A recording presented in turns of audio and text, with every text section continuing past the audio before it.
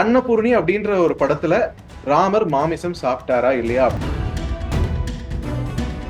திருட்டுத்தனமா பிராமணர் போய் ஏதோ ஒரு ஹோட்டல்ல போய் சாப்பிட்டு வந்தாருன்னா எனக்கு தெரியாது. பிராமணர்கள் கடைபிடித்தார்கள். இது ஒரு நம்பிக்கை.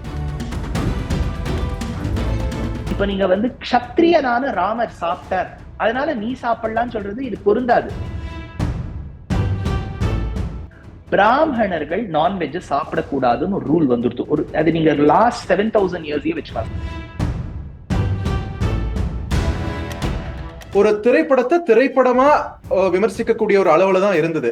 இது இவ்வளவு பெரிய பூதாகாரமா மாறும் போது ராமர் எப்படி அசைவம் சாப்பிட்டாருன்னு சொல்லலாம்.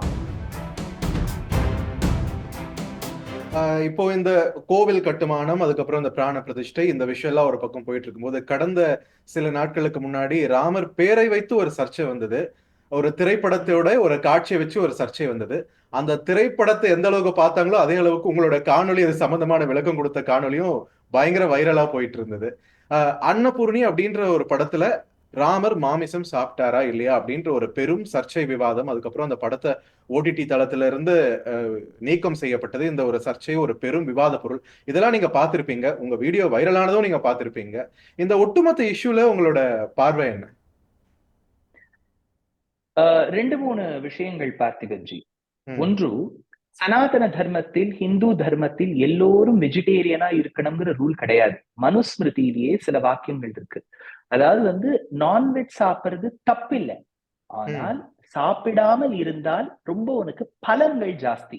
இது வந்து நம்ம இருக்கக்கூடிய டயட்டீஷியன்ஸையும் இந்த காலத்துல கேட்டேன்னா, red meat is not something very beneficial for health அப்படின்னு பல டயட்டீஷியன்ஸ், நிறைய மெடிக்கல் பிராக்டிஷனர்ஸே சொல்றாங்க. இது ஒரு பக்கம் இருக்கட்டும். இப்போ இந்த படத்தை நான் முழுக்க பாக்கல, அதனால என்னால ஃபுல்லா கமெண்ட் பண்ண முடியாது. ஆனா ஒரு படம்னு எடுக்கும்போது கிரியேட்டிவிட்டின்னு ஒண்ணு இருக்கும். அதே சமயத்துல அந்த கிரியேட்டிவிட்டி எந்த அஜெண்டாவோட வருதுங்கிறது ஒரு பக்கம் இருக்கும். இப்போ அடியனுக்கு தெரிந்த வரை நான் பார்த்த கிளிப்ஸ்ல வந்து அந்த கதாநாயகன் ஒரு இஸ்லாத்து மதத்தை சார்ந்தவன். ஹிந்து மதத்தில் பிராமண வர்ணத்தை சார்ந்த அந்த பெண்ணினிடம் சொல்றான், ஏம்மா நான்வெஜ் சாப்பிடுறதுல என்ன தப்பு இருக்கு? ஏதோ ஒரு ஸ்லோகத்தை கோட் பண்ணிட்டு, ராமாயணத்துல அயோத்தியா காண்டத்திலோ அரண்யா காண்டத்திலோ ஒரு ஸ்லோகத்தை கோட் பண்ணிட்டு ராமரே சாப்பிட்டார். இது ஃபர்ஸ்ட் எந்த விதத்துல ராங் பிளேஸ்மெண்ட்னு பாருங்க. ஒரு கடந்த ஒரு 5000 6000 வருடங்கள் ஹிஸ்டாரியன்ஸ் கொடுக்கக்கூடிய கணக்கு, அகஸ்தியர் காலத்துக்கு அப்புறம், ஆபஸ்தம்பர் காலத்துக்கு அப்புறம், போதாயனர் காலத்துக்கு அப்புறம், ஆச்சாரியர்கள் இருந்த காலம் வரை பிராமணர்கள் நான்வெஜ் சாப்பிடக்கூடாதுன்னு ஒரு ரூல் வந்துருது. அது நீங்க லாஸ்ட் 7000 இயர்ஸே வச்சுக்கலாம். 7000 years is a big time period ஹிஸ்டரியில. பிராமணர்கள் சாப்பிடக்கூடாது என்கின்ற ரூல் அப்புறம் ஏற்பட்டது. பிராமணர்களும் ஆன வரைக்கும் கடைபிடித்தார்கள். இப்ப திருட்டுத்தனமா பிராமணர் போய் ஏதோ ஒரு ஹோட்டல்ல போய் சாப்பிட்டு வந்தாருன்னா எனக்கு தெரியாது. பிராமணர்கள் கடைபிடித்தார்கள். இது ஒரு நம்பிக்கை. இப்ப இந்த நம்பிக்கையை இப்ப நீங்க வந்து க்ஷத்ரியனான ராமர் சாப்பிட்டார், அதனால நீ சாப்பிடலாம்னு சொல்றது இது பொருந்தாது. இது ஒரு ப்ராட்டஸ்டன்ட் கிட்ட போய் ஒரு கேத்தலிக் வந்து நீ வந்து ஓல்ட் டெஸ்டமெண்ட் மேலயும் நம்பிக்கை வச்சுக்கணும் அப்படின்னு சொல்ற மாதிரி இருக்கு. அந்தந்த செக்ட்ஸுக்கு அந்தந்த பிலீஃப் இருக்கு. India it's not one India. அதுக்குள்ள பல நம்பிக்கைகள் இருக்கு. ஒண்ணு. ரெண்டாவது, இப்போ வந்து இதுல எப்படி கதை அமைஞ்சிருக்கு? ஒரு முஸ்லிம் புரோட்டாகனிஸ்ட் ஒரு ஹிந்து பிராமின் கேர்ளை பார்த்துட்டு ஹிந்து ஸ்கிரிப்சரை கோட் பண்ணி கன்வின்ஸ் பண்ற மாதிரி இருக்கு.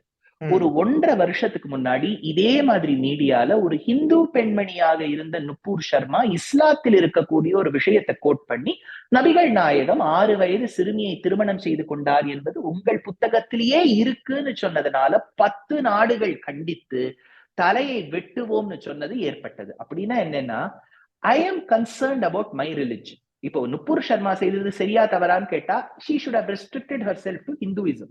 அந்த மாதிரி ஒரு படத்துல காண்பிக்கும் போதும் ஒரு முஸ்லிம் பர்சன் வந்து ஒரு ஹிந்து பிராமின்களை கன்வின்ஸ் பண்ற மாதிரி காமிக்கிறது தப்பு. ரெண்டாவது கான்டெக்ஸ்ட் தப்பு. இந்த க்ஷத்ரியனான ராமர் சாப்பிட்டார், அதனால நீ சாப்பிடலான்னு சொல்லுவதோ, நீ சமைன்னு சொல்லுவதோ ரெண்டாம் பக்கம் தப்பு. மூணாவது நான் ஒரு கிளிப் என்ன பார்த்தேன்னா, இப்ப நம்ம முற்போக்கு, இப்ப தமிழ்நாடு அரசியலுங்கிறது பல அரசியலை விட ஒரு ரொம்ப ரேஷனல் அரசியல். நாங்கள் வந்து இந்த மூட நம்பிக்கைக்கெல்லாம் இடம் கொடுப்பதில்லைன்னு சொல்றோம். எந்த ரேஷனல் பர்சன் வில் சே, நமாஸ் செய்து விட்டு நீங்கள் பிரியாணி செய்தால் பிரியாணியில் ஒரு தனி டேஸ்ட் வரும் அப்படின்னா, நாளைக்கு வந்து ஒரு முஸ்லிம் வந்து மாஸ்டர் ஷெஃப் காம்படிஷனுக்குள்ள போறாரு, அவர் அக்கார வடிசல் பண்ணி சொல்ல போறாருன்னா அவர் என்ன திருவாராதனம் ராமருக்கு பண்ணிட்டா உட்காந்து அக்கார வடிசல் பண்ண போறார்?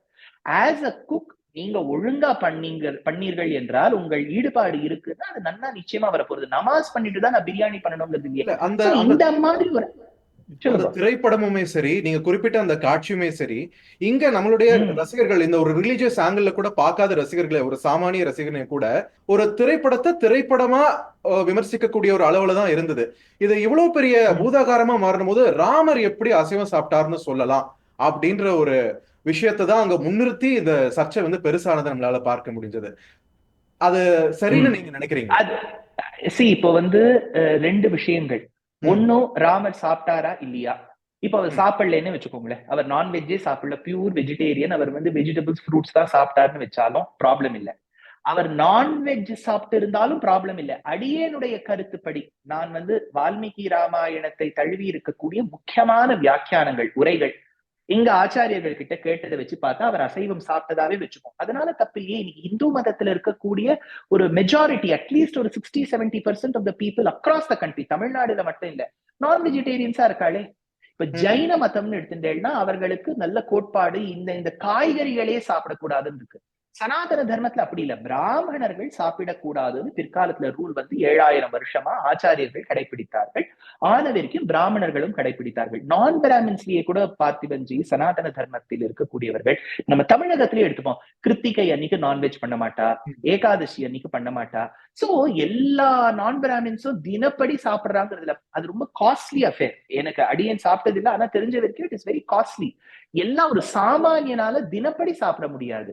சோ இப்போ சனாதன தர்மத்தில் இருக்கக்கூடிய அத்துணை பேரும் வெஜிடேரியன்ஸ்னு ஒரு கான்செப்ட் கிடையாது. வெஜிடேரியனா இருந்தால்தான் பெருமாள் வந்து வைகுண்டத்துல இடம் கொடுப்பாருங்கிறதுலாம் இல்ல. அப்படி இருக்கும்போது ராமர் சாப்பிடலேன்னு வச்சிருந்தாலும் சாப்பிட்டாருன்னு வச்சிருந்தாலும் நமக்கு அது முக்கியம் இல்லை. ராமன் கடைபிடித்த வழி, அவன் ம். கடைபிடித்த தர்மம் தான், அவன் காட்டிய வழிதான் நமக்கு முக்கியமே ஒழிய அவர் என்ன சாப்பிட்டார், என்ன ட்ரெஸ் போட்டுட்டாருங்கிறது முக்கியம் இல்லை. இந்த திரைப்படத்துல சார் நீங்க சொல்றது தானே நாங்க சொன்னோம். துஷ்யந்த் ஸ்ரீதரே நான் துஷ்யந்த் ஸ்ரீதரே இந்த ஏ போடுறதுக்கு நான் ஒரு பெரிய ஆளே கிடையாது. துஷ்யந்த் ஸ்ரீதரே சொன்ன விஷயத்தை தானே நாங்க வீடியோல சொன்னோம்னா, துஷ்யந்த் ஸ்ரீதர் வந்து நமாஸ் பண்ணிட்டு தான் பிரியாணி நன்றாக இருக்கும்னு சொன்னாருன்னு யாரும் சொல்லலையே. இப்ப நான் எங்கேயாவது சொல்லியிருக்கேனா? So it is not about my thought or not, but it is the agenda. நீங்க எதுக்காக காமிக்கவரே?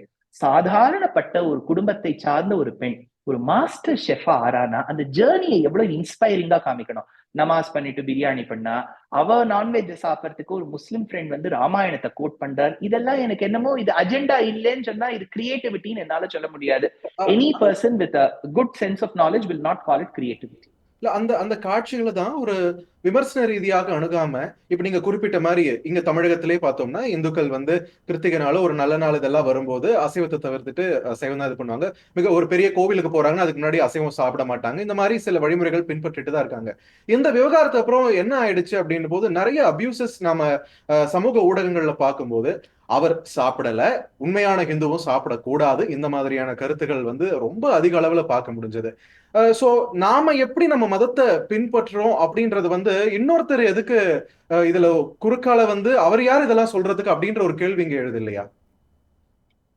நம்ம வந்து எப்போ freedom of expression, freedom of speech அப்படின்னு நமக்கு இன்றைய காலகட்டத்தில் இந்தியன் கான்ஸ்டிடியூஷன் கொடுத்திருக்கக்கூடிய விஷயத்தை சொல்றோமோ, விமர்சனம் வைக்கக்கூடியவாளுக்கும் அந்த ஃப்ரீடம் இருக்கு.